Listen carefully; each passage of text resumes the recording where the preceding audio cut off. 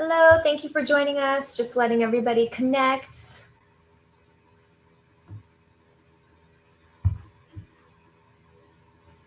Good to see all your faces.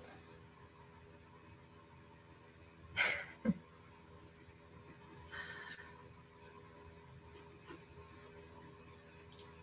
right, I think we have the majority of the folks in now. So while a few others pop in and join us, I'll start off with a quick introduction.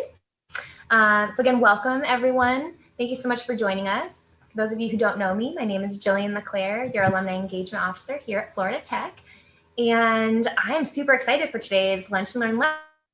I am joined by Florida Tech College of Aeronautics instructor Warren Pittorie and commercial pilot and certified flight instructor Michaela Satter. And they have graciously volunteered to provide this lecture for you guys today on how learning aerobatics can save your life. The lecture will be about 45 minutes with 15 minutes at the end designated for question and discussion. However, if you think of some questions in the middle of the lecture that you don't want to forget, feel free to plug them into the chat box, and then we'll circle back at the end and make sure we get those answered for you. So to get a better idea of who's joining us today, please go into the chat box and type your name, your class year, and what location you're joining us from.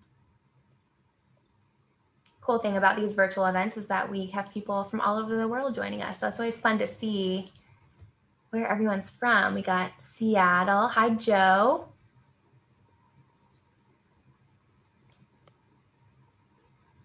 Warren, yes.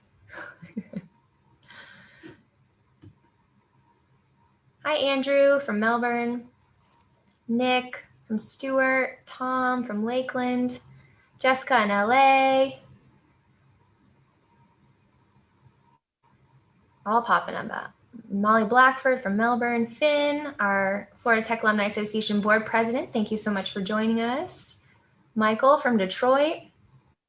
Awesome. Well, it's so great to have all you guys.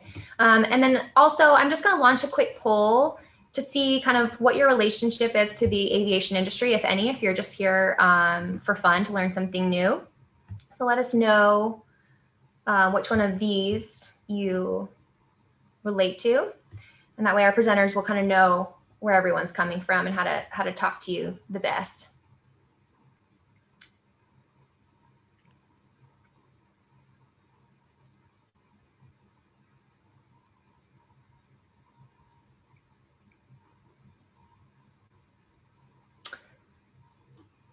All right, I'll give you a few more seconds for those of you who haven't voted yet.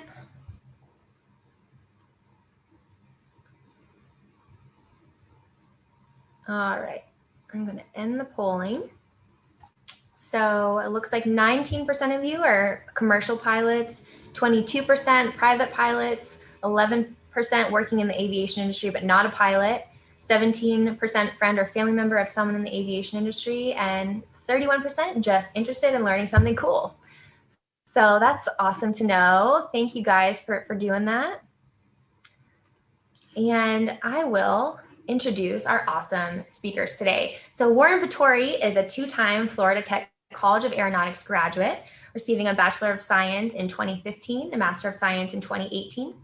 He is currently a Ph.D. candidate pursuing a degree in Aviation Sciences, also from Florida Tech, of course. Warren started teaching undergraduate aviation courses at the COA in 2019 and currently works as a part-time flight instructor at FIT Aviation and Warbird Adventures in Kissimmee, Florida. Warren is also the secretary of the board of directors for the Florida Tech Alumni Association. So we love Warren. He does so much for the alumni office and for Florida Tech. So thank you so much for being with us today. And we also have Michaela. Oops. Sorry, I just lost my screen. We also have Michaela Satter, who is a full-time commercial pilot and certified flight instructor. She currently works at Warbird Adventures in Kissimmee, Florida. She specializes in tailwheel aircraft, warbirds, and aerobatics upset recovery training.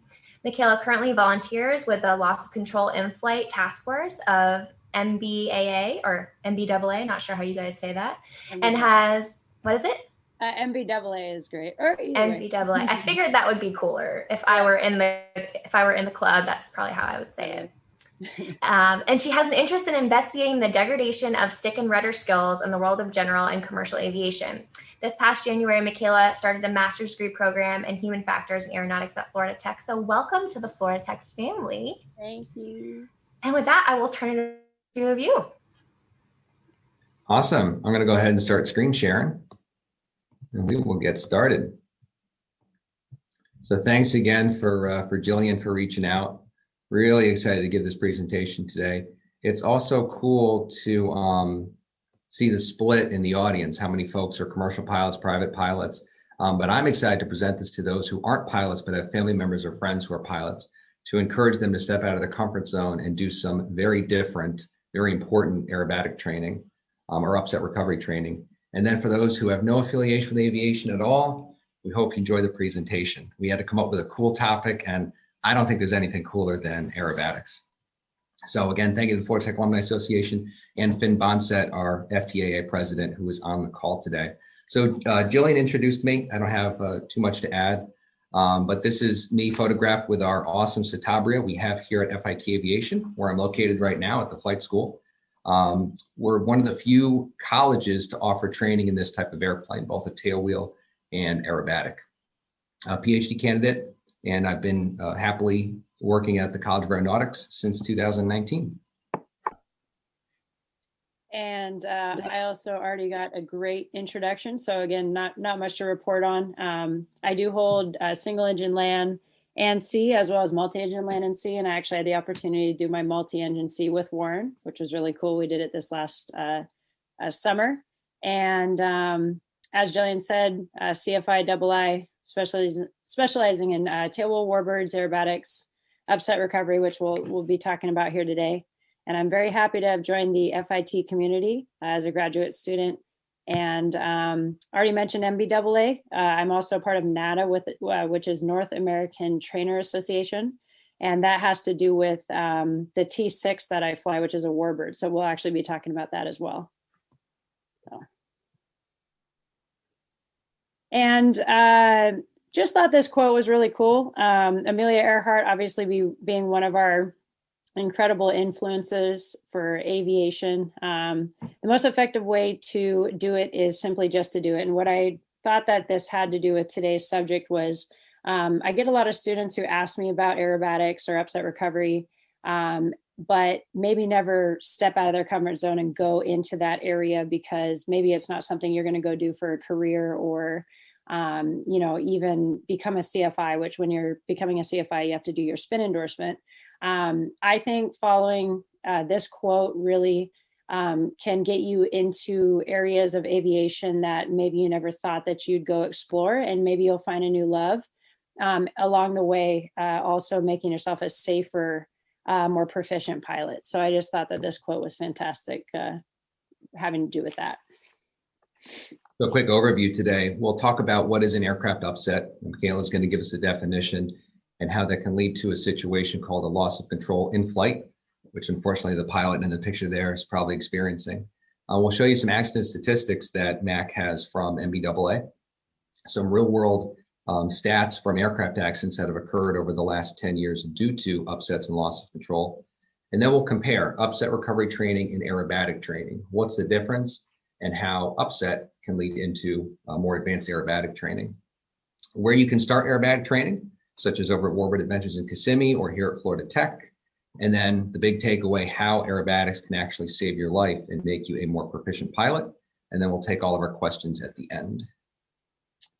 Okay, so this first slide is depicting what the FAA defines as being an aircraft upset. So the FAA defines it as being an event that unintentionally exceeds the parameters of normally experienced in flight or training. So really what that can mean, according to them, is a pitch angle that exceeds 25 degrees nose up, a pitch angle that exceeds 10 degrees nose down, or a bank angle that exceeds 45 degrees. So even if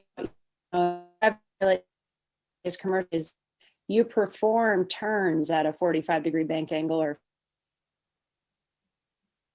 50-degree, and entering that large of a bank angle without being having a heads up to it. You know, it really could catch you off guard. So that's how the FAA defines upset. And upsets, if not gone, if they're not fixed, then they could proceed to a loss of control in flight situation. So if you can recognize an upset and catch it before it gets too out of control, then it will simply just be that. It'll be an upset.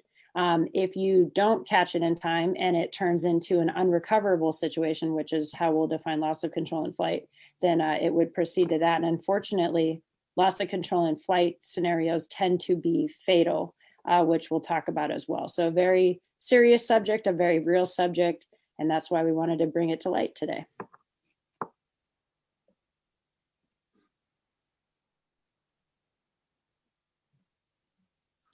Okay, so loss of control in flight.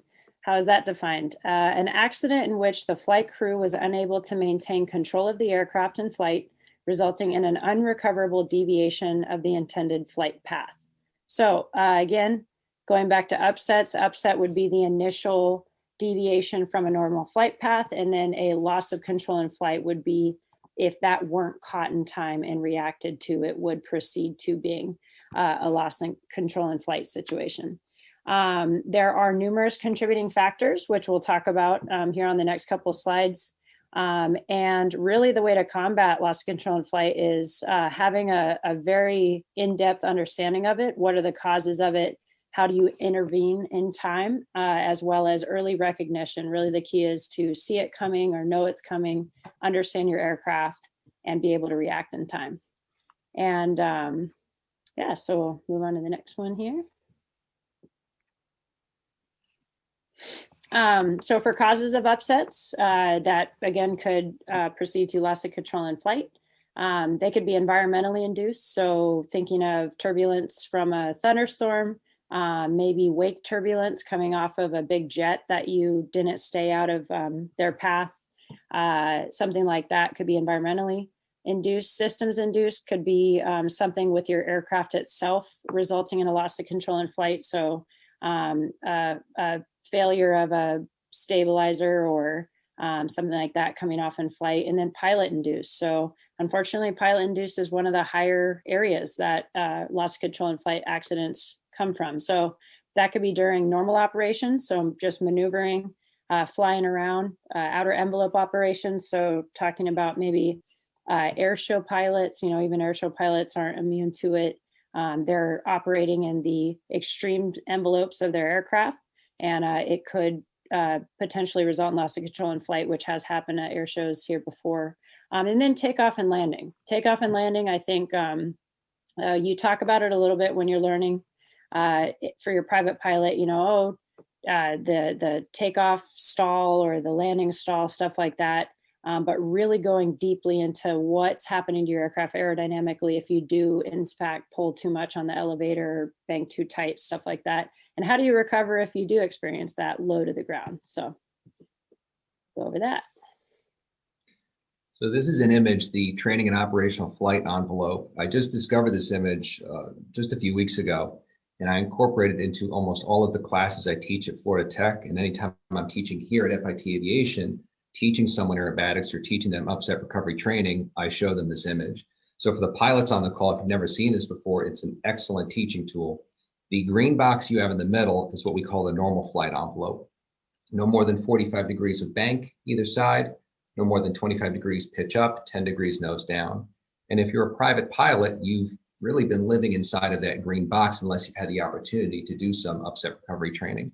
If you can think back to your private pilot check ride, you were asked to demonstrate a steep turn up to 45 degrees of bank, because as a private pilot in the real world, when would you ever need to go beyond 45 degrees of bank, 25 nose up, 10 degrees nose down? For your commercial check ride, again, what we teach students here at FIT Aviation in their sophomore, junior year, we take it up a level. We're going to ask to see a steep turn at 55 or 60 degrees of bank, so definitely more demanding. We'll see some maneuvers 30 degrees nose up, 30 degrees nose down. But even our more advanced commercial pilots haven't stepped too far outside of that yellow box. But the airplane is capable of everything you see in the red box. That is 100% of the potential flight envelope. 180 degrees angle of bank, that's when you're flipped completely upside down. 90 degrees nose straight up in the air, 90 degrees nose straight down. So if the first time you see these attitudes is during an upset due to wake turbulence, due to a pilot-induced control input, can you recover? Does it catch you off guard enough that you're surprised? And if you lose precious seconds right before an emergency, that could be the difference between life and death in an airplane. And if you've never been trained on how to recover from these upsets, could you actually put the airplane into a worse situation than it already is? So with upset recovery training, the goal is to get pilots a little bit more comfortable being exposed to the red part of the envelope and recovering back to the green. And we'll get into aerobatic training later. We're going to teach you how to live inside of the red box and get very comfortable flying your airplane on the edge of what it's really capable of. So this is a well-known video for those who are flight instructors. Pardon the language on the Zoom call. I'm going to play it without sound and kind of narrate over it, but this is a situation that ends okay. It does not end in an accident, but this is a student pilot out for a flight with a flight instructor. And the student pilot is demonstrating a maneuver called a power on stall. And we teach our students to do these maneuvers every single day. And it starts with private pilot training. It starts their first semester with this type of maneuver. So again, I've got the sound off. Student pilot is flying a Cessna, a little bit different than the airplanes we have here at FIT Aviation. And the purpose of this maneuver is to stall the airplane. So a high pitch attitude, power is on, meaning full power. And for those who are in the commercial aviation industry, think back to when you flew propeller-driven aircraft, or for those who still do, that nose creates turning tendencies. That nose really wants to yaw to the left primarily. And if you're not ahead of the airplane, if you're not keeping things under control and coordinated, a stall, which should end in the recovery of the nose coming back down, could end up in a spin. And a spin is a completely different situation where we are spiraling down to the ground. So it starts off as a nice controlled maneuver, starts to go wrong very quickly. And now we're getting into that red part of the envelope. And take a look at the student pilot's reaction. The hands come off the controls. He braces himself up against the door. The title of the video was O-S-H-I-T. Well, he's doing the O-S-H-I-T face right now, looking straight down at the ground. Luckily, there's a flight instructor in the seat next to him. And so the flight instructor is able to recover the airplane back to the normal flight envelope. But what if this student was solo? What if this student was desperately trying to get the airplane to stall like he's seen before, and the first time he goes into this nasty spin situation is on a solo flight? Unfortunately, the story might have not had a happy ending. And I'm getting a little bit ahead of myself, but in the aviation industry here in the United States, training-wise, the only time you're required to experience a spin like this and recover is during CFI training. And if you don't hold your CFI, there's a chance you could have gone through all of your training without ever experiencing and recovering from a spin.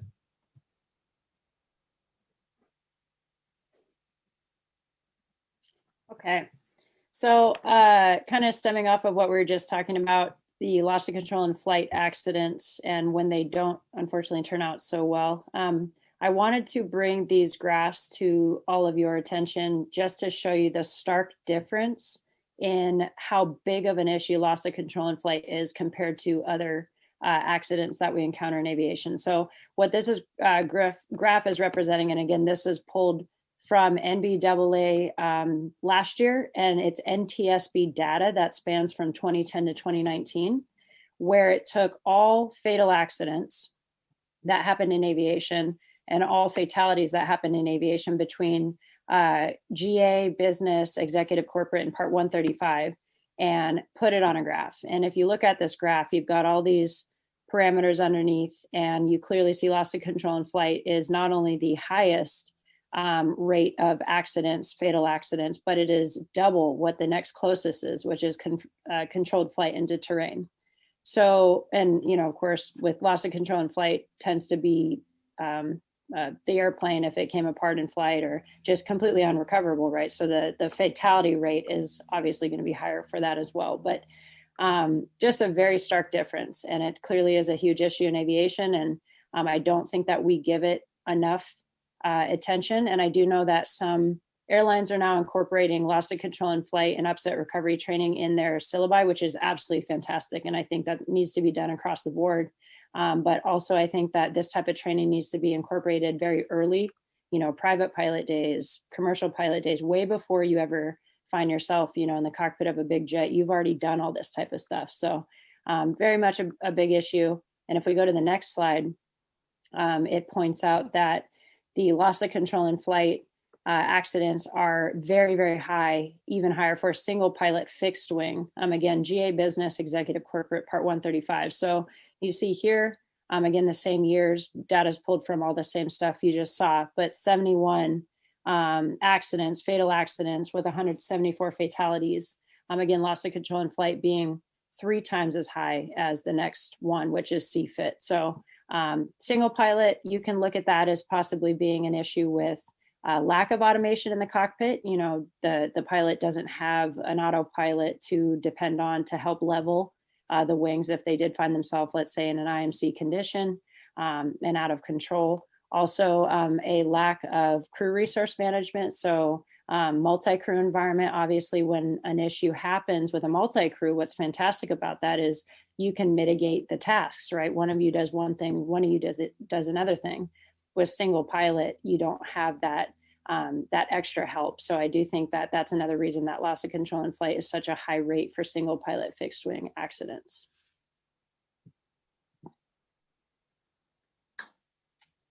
Okay, so how do we fix the issue? Well, we all can have our own opinions about it, but I truly believe that we can fix this issue, or at least decrease the fatal accident rate from loss of control in flight by doing UPRT from the start. So upset prevention and recovery training. And a lot of people think that UPRT is aerobatics. It's not. We obviously are going to be talking about aerobatics here today as well, but UPRT is exactly what it sounds like. You're being trained to recover from upset. So like Warren was saying, it could be a very high nose pitch angle, a low nose pitch angle, excessive bank angles. These are all things that you're going to put yourself potentially into by accident in flight, that if you do UPRT, you will have already seen it and you know the recovery tactics. So what you learn in something like a super decathlon and how to recover from this type of stuff, it'll absolutely transfer to different types of aircraft, larger aircraft, jet aircraft even. So with UPRT, obviously we do extensive ground training that covers all these areas, specifically focusing on recognition of and recovery from upset. So early recognition is really the key to recovery and not having it commence into a loss of control in flight situation, as well as proper ADM and risk management techniques. So, maybe not putting yourself in a position ever where you become super slow on base to final turn, pull back too much on the yoke, and you find yourself in a spin at 50 feet. So being able to recognize that before it happens, very important.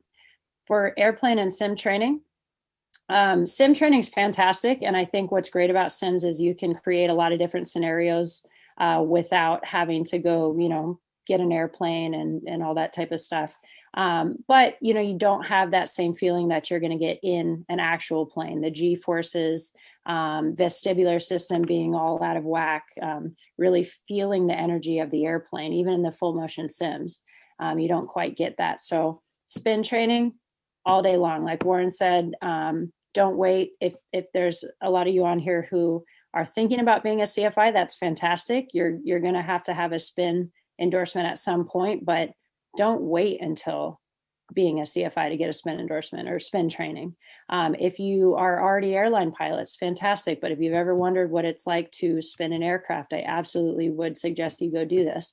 And this is for safety of yourself as well as your passengers. You've seen it happen. You know what the recovery techniques are. High-low angle of attack, which we talked about, greater than 45-degree bank or more than 180-degree bank. So once you get into 90 or more, a big thing that happens that a lot of people have never seen is your elevator now does the opposite of what you're so used to. So right side up, back elevator pressure makes the nose come up. When you're upside down, back elevator pressure actually makes the nose dive down towards the ground.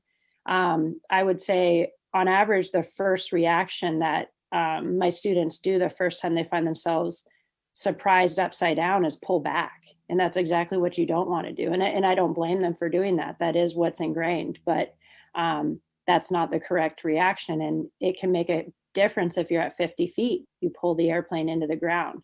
Obviously, we do this all up at altitude, but this is why ingraining the roll back to the horizon, which we'll talk about, is extremely important.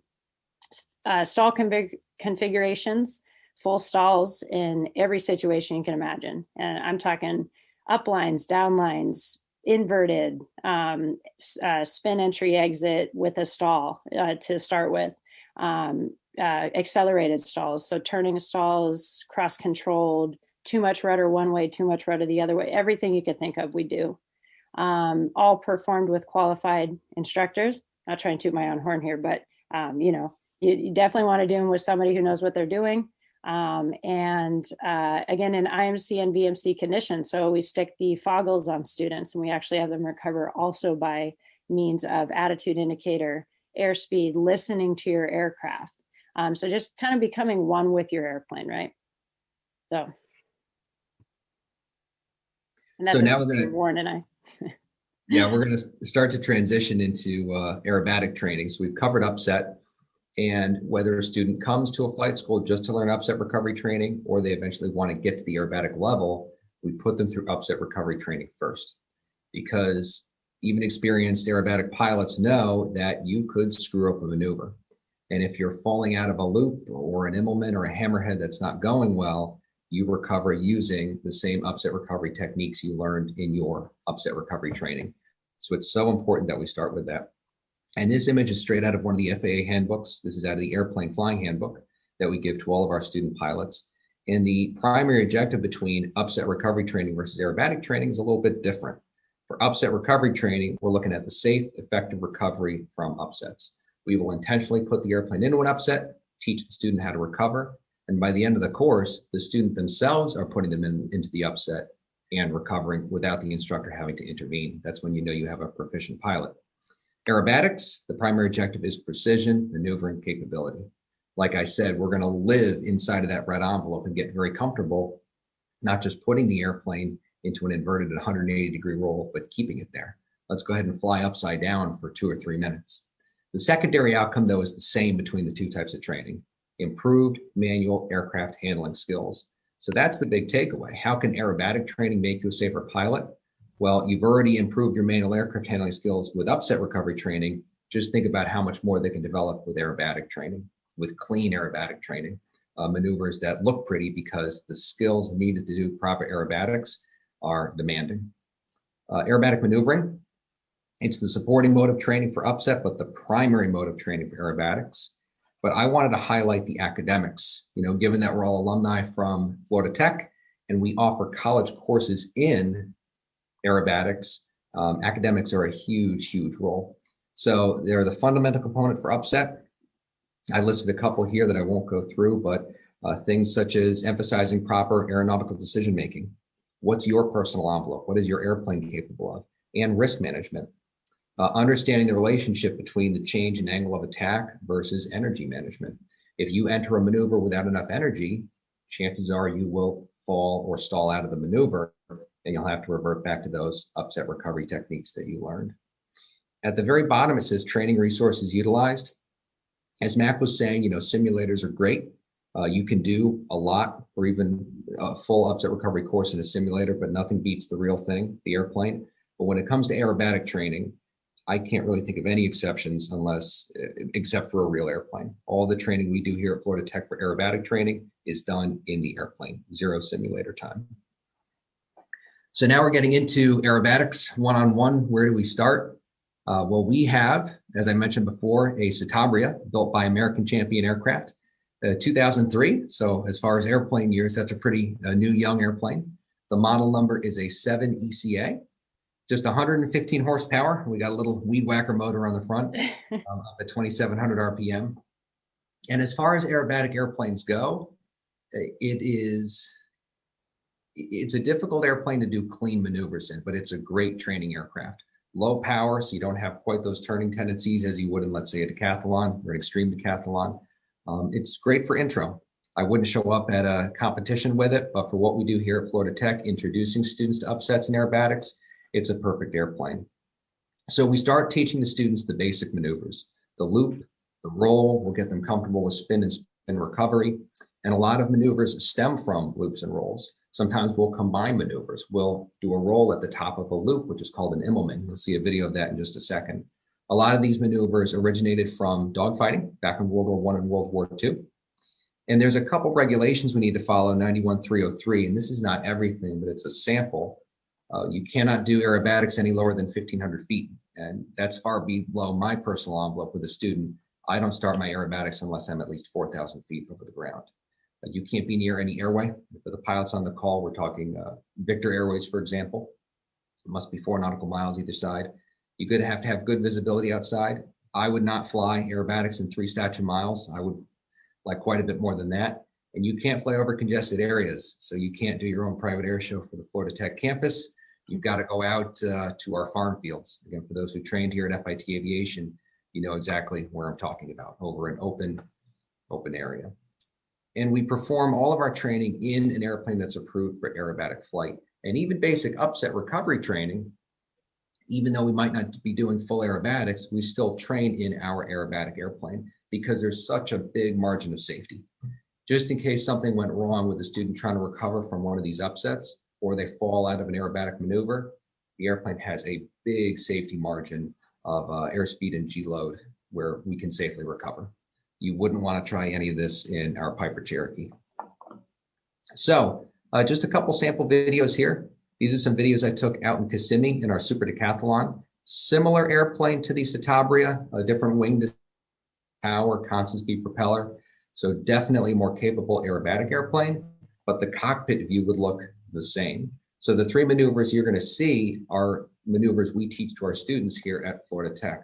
We're going to start off with a real basic aileron roll. One of the first maneuvers you'll learn, where we'll pick the airplane's nose up about 20, 30 degrees above the horizon and roll 360 degrees. This is the one that puts a smile on everybody's face when they do it for the first time, because it's the first time you get to go upside down. It's awesome.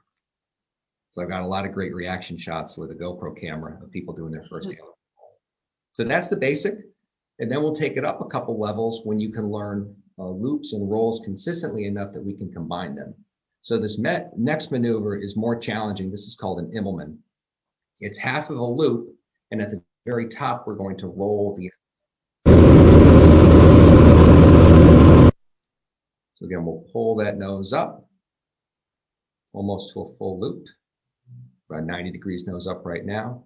And right about here, we'll roll those wings level to the horizon. Difficult to do because we're at such a low airspeed. The airplane's in a low state of energy. So it's very easy to fall out of the top of this maneuver. So this is after several lessons of the basics and getting proficient in the airplane. And then my favorite maneuver, again, one of the more advanced ones we teach, is the hammerhead.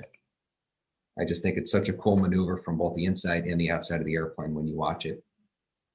We'll pull that nose up to 90 degrees, about 3.5, 4 Gs on the pull. We'll get very, very slow, and we'll do almost a U-turn, a stalling turn that slices right through the horizon, and we'll fly a 90-degree downline for a couple seconds and then pull back up to the horizon.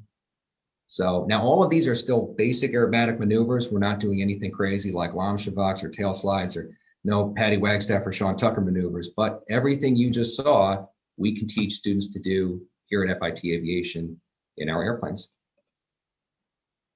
Mac, you want to introduce this one? Sure. So this is a video that one of my good friends / private pilot students put together. He took the jump to start doing aerobatic training from the start along with his private pilot training. And this was his first flight turning upside down in the Super Decathlon. And we kind of had some fun. We took the Citabria out too and filmed it.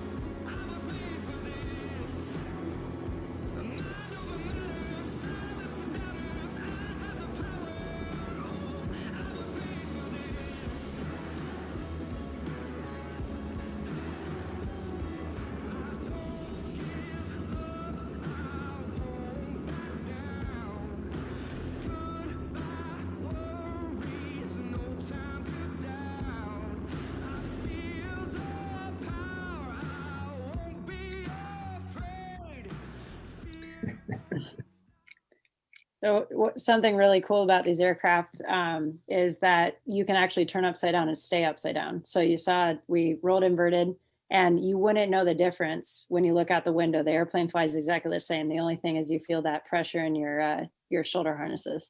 So a lot of fun. It's important for everybody on the call. This is not day one of aerobatics. This is after several lessons where you can link things together and do some of the more demanding maneuvers. So. Okay, so on to our main topic. So how can aerobatics save my life, save your life? So going back to, again, ground instruction. Ground instruction is extremely important. We always say as flight instructors that 90% of the learning happens in the classroom and 10% actually happens in the airplane. So really briefing on the ground, the aerodynamics of spins, especially, and recovery from spins, what forces are being put on your aircraft, because it's really easy to exacerbate a spin, make it worse, which actually you saw in Warren's video. When the student actually did opposite aileron, that's going to tighten up your spin rather than bring you out of it. But obviously the first thing that somebody might think is, if I'm rolling this way, I need to go this way, but it makes it worse. So understanding what's happening in a spin. Upset prevention and recovery training, again, so go over basic, how do I recover from a botched loop? If I find that I'm on the upline of a loop and I know I'm too slow. Well, in the Super Decathlon, which is that little white airplane you just saw for the aerobatics, it gives us the luxury of being able to just simply, we can push the nose back over, go back to the horizon, maybe do a wing over. Something like the Texan, which is that airplane you see in the top picture there, you actually can't push it because you'll kill the engine. It's got a float carburetor. So knowing that the way you recover from a botched loop or a botched maneuver in that airplane is keep positive G and simply do a wing over. That's something you want to brief on the ground, obviously. What you'll also learn on the ground are maneuver entry airspeeds and configurations. So how do you set up power-wise for certain maneuvers? It also really depends on if your aerobatic airplane is a fixed pitch or constant speed propeller. So what's fantastic about the Decathlon is you set it and forget it. You set 23 inches and that's it. In the Citabria with a fixed pitch prop, you're constantly up and down on that throttle to not overspeed it. So talking about also airspeeds to come out of maneuvers at. So it's really easy to get fast. It's overwhelming the first time you're coming out of a loop. You've got 3.5, 4 times your body weight pressing down on you. It's easy to kind of forget you need more back pressure. So just talking about exit airspeeds as well on the ground. Smooth application of primary control surfaces. So that's a very, very important topic. And again, to talk about on the ground so as to not make that mistake in the air. And this actually transfers to regular flying as well. You find yourself in a fast airspeed dive by accident in flight for whatever reason. If you yank on the elevator really hard, it's gonna damage the aircraft most likely. So being able to know that if you do get fast, no big deal. You can even exceed VNE in an airplane. You're not gonna rip it apart, but that's with a grain of salt. You're not gonna rip it apart if you smoothly apply controls. And I did just see a little question pop up for a wing over real quick before I forget. So wing over is a cool maneuver. It's a climbing and descending 180-degree turn. So for those of you that are commercial level and above for flying, if you remember Lazy Eights and how you had to try to keep that nose pitch angle and then no more than 30 degrees bank at the peak of your 180-degree turns, a wing over is a 90-degree turn. So you actually turn the wing all the way to the ground 90 degrees, and it's a climbing and descending 180-degree turn.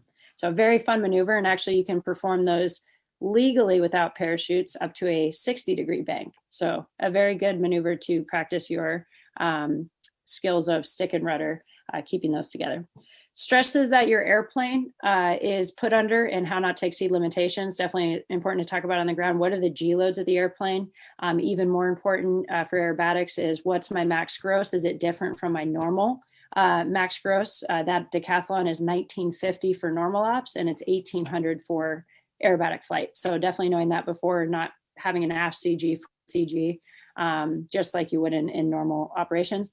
And then this is the first time I brought up LUR. So compliments Patty Wagstaff. This came from Hertz, stands for Look, Unload, Roll, Recover. So I was taught this from the very beginning, from my private pilot days, to if I ever find myself in an upset or in a situation that I hadn't seen before, don't react first. Figure out what you're in. So first look at, am I spinning? Am I banked? Am I pitched? What's going on? Unload the airplane, because most of the issues that result in an upset, loss of control in flight situation is probably aft stick pressure, aft yoke pressure, right? The airplane might be stalled. So unload the plane, roll. So find a horizon and roll to it, and then recover. So recover from the nose high, nose low attitude that you're in. For aerobatics on airplane, safe and fun exceedance of normal parameters. So you're in an airplane that can do it. You're with an instructor that can do it. And I will tell you that if you're apprehensive on the first flight and nervous that, I'm gonna mess up, an instructor would not let you do anything that would put you or them or the airplane in danger. So don't be worried about that. Obviously, we'll be doing recovery from unusually high or low angles of attack and high-low airspeed. So if you didn't do the upside recover training before, what we actually do put into the aerobatic syllabus for you is recovery from pulling too hard on an upline. So kind of snapping the plane over, because again, it's all about relative wind and angle of attack, right? So you absolutely can stall from pulling too hard. Stalling over the top of a loop, stalling with your nose straight down at the ground on the backside of a loop. So again, pulling too hard, breaking that laminar flow over the wings. Accelerated stalls, again, we'll go over a little bit. Energy state of your plane. I think that's one of the most important things that you can learn from doing aerobatics, and that's going to absolutely transfer to aircraft not in the same category, where you can feel the plane. You can feel when it's starting to drop out without even looking at the airspeed indicator. You can feel that it's slow and on the edge of, buffeting, that type of thing. So you get really, really good at feeling the energy state of your airplane. Situational awareness, again, something that, I have pilots come in and they want to know north, south, east, west, which definitely if you're from a different area, I don't blame you. But by the end of the aerobatic training, just being able to know that you started on this heading here and that you ended up on a 90 degrees out somewhere else, and being able to do that while you're also upside down, knowing where you're at. It really helps with that.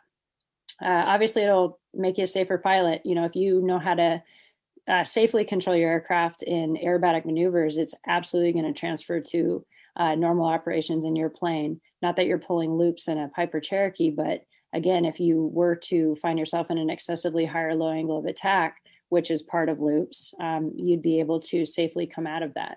And just overall, better in all scenarios, piloting skills, and absolutely increases your confidence.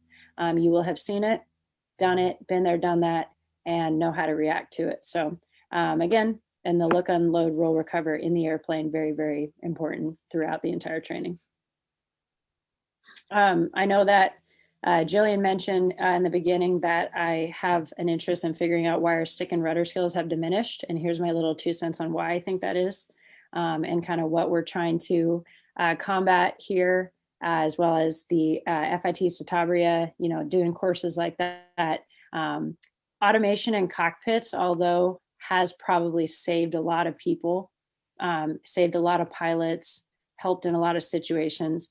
Also, I think helps feed complacency. So it allows pilots to be comfortable with the fact that they hit a button at 400 or 500 feet and that's it. And a computer flies the airplane the rest of the time. So come out of that comfort zone, come back to your original stick and rudder flying that you did, 20 years ago, or maybe you've never been in an airplane, you've been wondering about it. Come back to your roots.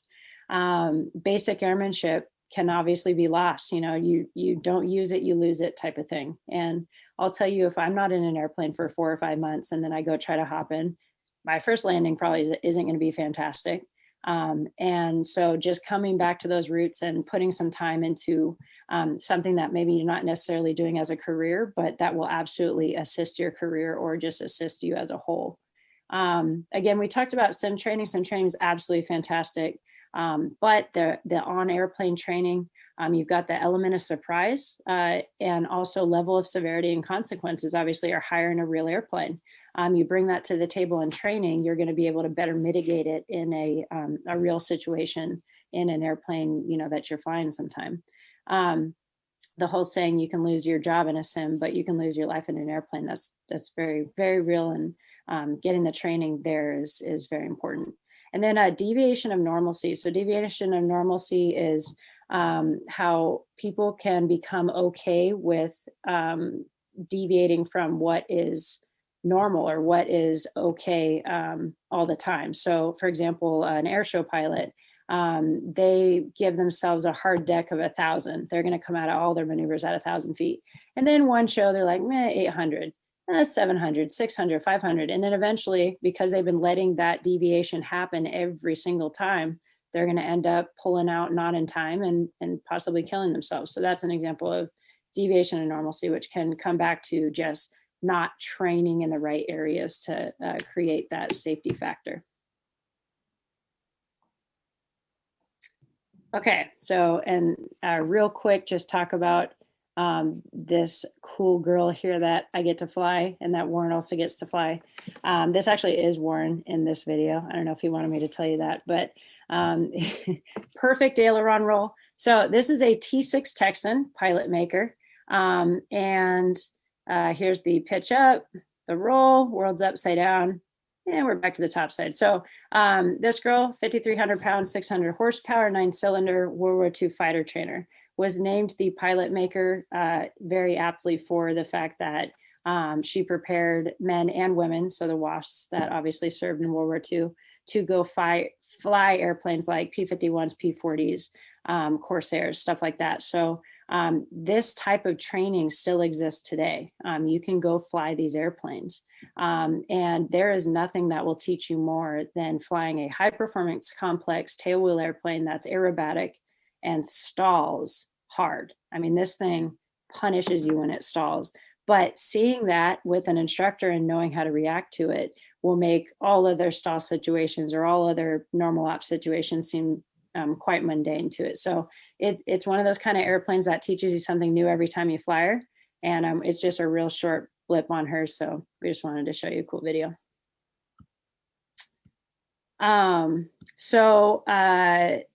Going back to on the left here of the screen with pictures, this is the airplane. These are the airplanes that we have here in Kissimmee. That bomber's not here anymore. I'm sorry to disappoint. That B-17 is actually back up in New York. But we do have Citabria, a decathlon, a super decathlon, T6s, and then also P-40 Warhawk, 2-seat P-40 over here in Kissimmee. And our Citabria is pretty much almost the same as the one that you guys have at FIT, just a little bit more horsepower, and it's fuel injected. So those are really the only differences there. We listed our references that we used in this presentation here. And then also, if this presentation is going to be accessible after this for additional info, and if any of you are really interested in learning more about upset prevention and recovery training, as well as what type of stuff is being implemented these days, I put links to 2 documents that are really interesting, and they'll teach you all about that. So, made it to the end. I hope everybody enjoyed that. I know we've got some questions popping up in the chat, and I think Jillian's going to give everybody a question or chance to unmute. I'm going to stop screen sharing. Before we go into the last 10 minutes of questions, I know that any questions about aerobatics or upset training in general, or questions about the MBAA data, Mac can field, and then any questions about FIT Aviation's role in aerobatic training or our program or our airplane, I'll field. So Jillian, I think we're ready to go. All right, if anyone has questions, feel free to unmute yourself and ask, or you can put it in the chat box. We have about 10 more minutes left. We had a comment from Mike saying in the third video that you showed, Warren, where there was another plane filming another plane doing aerobatics. He said, "It looks dangerous. How does the aerobatic plane not hit the plane that's filming?" Sure. So Matt is in one of the planes. Yeah, she can answer that. Yeah, the way that we did that was I was in the super decathlon, which was that little white one that was getting filmed. And then the film plane kept a safe distance from us while we were doing the maneuvers. And aerobatics are very, you know where that airplane's going to end up. So if I start on a north heading and I do a loop, I'm going to end back up on that exact same line on that north heading. So you know that if you're just right or left of that path, that airplane's not going to smack into you. So we had a very qualified pilot in the photo ship airplane, and he's filmed aerobatics before many times. He himself is a air show pilot. So it wasn't in any way dangerous. It's just kind of to go out and get some cool footage. Very cool footage. Worth the risk. Yeah. We're also all formation qualified. So we actually go out frequently and do, fly off each other's wings. And that too is something to get comfy with at any point. Cool. Michaela, you got a comment on the bottom asking about the T6 courses. If we are interested in doing the recovery training, the T6, would that be a 5-hour or 10-hour? So the upset recovery, so for the T6, we do all the different types of stalls, as well as the aerobatics and then the botched aerobatics, which would technically count as doing the upset recovery training part. I would say for the 5-hour, that's basically your syllabus is going to be the first flight you go out and we do all sorts of different types of stalls and a few aerobatic maneuvers. Then the second flight, we finish your stalls if we didn't get to some of them, and then all the aerobatics. The third flight is going to be emergencies. So we go out and we do, engine out procedures, glides, 45-degree bank turn back to the runway, rudder failure, trim failures, all that type of stuff. And then your last flight, you would go do special ops. So short field, soft field, engine failure, once you have your tail up, stuff like that. So the 10-hour would be that spread out more and the chance to practice everything. So the 5 hours very, very condensed and you see everything once. The 10-hour is the same course, but spread out and where you can practice a bunch of stuff. It's great. It'll teach you a lot.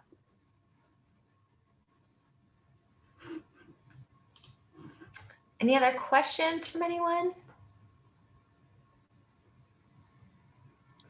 So I got a quick comment from Finn. About once a month, Michaela and I take two of the airplanes, the Decathlon and the Citabria, from Kissimmee down to Valkyria, small uncontrolled airport just south of Melbourne, still in Brevard County. And we have the opportunity to train pilots on the Space Coast that might not normally be able to make the hour, 15-minute drive out to Kissimmee. And of course, due to COVID right now, we're encouraging and in some cases requiring our students to stay on campus. I'm sorry, not on campus, within Brevard County. And so they can't make it to Kissimmee, they can't go to Orlando. So by bringing the airplanes here, we allow some of our students to train in airplanes they would have never been able to fly otherwise. Fully aerobatic Citabria, the Super Decathlon. Our next one is this Saturday. We have a bunch of students signed up and we'll be coming back in March and possibly in April as well. So if you're ever interested in that and you don't want to leave the Brevard area, definitely send Michaela or I an email. And of course, Jillian can get in contact with us as well. And if you're able to travel, then of course, making the trip over to Kissimmee is just an hour, 15-minute drive from Melbourne. And for Florida Tech alumni, when things are a little bit opened up here at FIT Aviation, you're always more than welcome to come back and take a retail lesson in our Citabria 131 Romeo Alpha.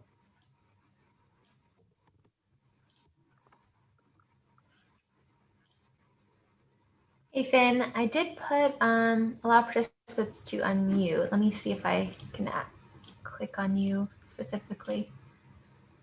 There you go. Oh, there we go. Sorry about that. I just wanted to make sure that was okay for everybody, if in case somebody else wanted to ask a question. But I just want to give a quick plug to Michaela and Warren. I was lucky enough to actually fly the T6 about 2-3 weeks ago with Michaela, and it's one of the best things I've ever done flight wise. I mean, I know there's a lot of pilots on here. If you haven't done something like that, even if it's not a T6, upset recovery, it's so worth it for your stick and rudder skills. And both Warren and Michaela are just a testament to promoting this. And I guess my one question is, are you also working with AOPA? I know that AOPA has some initiatives too, but I know a lot of us are involved with AOPA. I've seen NBAA, I've seen some other different things, but is that something that you guys are looking at as well? I'm sure that the NBAA stuff that we're doing is going to end up getting hooked up with AOPA because those graphs that you guys saw, we're now configuring the new 10-year span graphs, and we're also doing, I think, monthly little one-page issue topics that I think AOPA is going to also be putting out. So we can definitely keep everybody updated on this stuff. It's really, really cool work that they're doing. Fantastic. Great. Yeah. Thanks so much, you guys. Absolutely. There was a question in the chat about practicing upset and aerobatics in the fog, which all of the training we do is under VFR conditions, especially at FIT. I'm not going up with a student in fog to do aerobatics. But there are courses out there at different flight schools and sometimes even jet training upset in IMC conditions, simulated.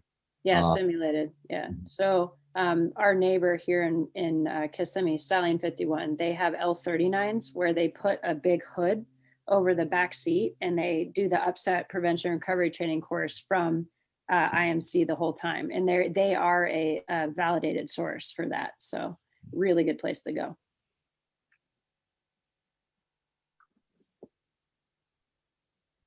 Cool.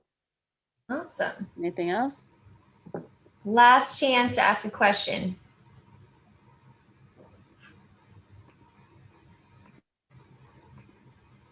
I think that's it. All right. Well, thank you all so much again for joining us on your lunch hour. I hope you enjoyed the presentation. And thank you again, Warren and Michaela, for taking time out of your schedules to talk to us today, teach us something cool. I see a lot of comments in the chat box saying how much they love the presentation. So thank you guys very much. Thank you for having us, and for the pilots or friends of pilots, definitely we encourage you to do some more training, have fun, and be safe. All right. Well, if this is your first Lunch and Learn, you can head to the Florida Tech Alumni Events website, and you can see that we are hosting them all the time. Our next Lunch and Learn will be the history and evolution of African American music culture, which will be on Tuesday, February 16th. So if you're interested in that, you can go to our alumni events page. I'll put the link in there for you. And I'll also send you guys an email with a link to the recording. So if you want to share it with anybody or watch it at a later time and pick out more details, you're free to do that. So thank you again. Have a wonderful day, and we'll see you next time. Thanks. Have a good day, everybody. Thank you. Thanks for having me. Thank you.